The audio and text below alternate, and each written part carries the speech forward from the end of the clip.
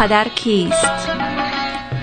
پدر می بخشد بی دریغ و دوست می دارد بی چشم داشت. پدر کار می کند آنگونه که شمع می سوزد. او در تب و تاب خود را آب می کند تا که گرما و روشنی به من و شما بخشد.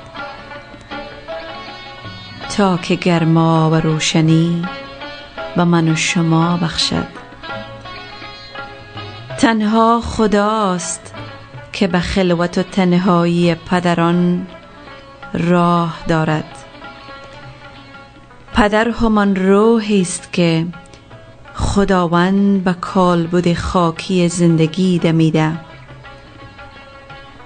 این ابر بارانزای حضور پدران همواره سایه گستر سرهای شما باد.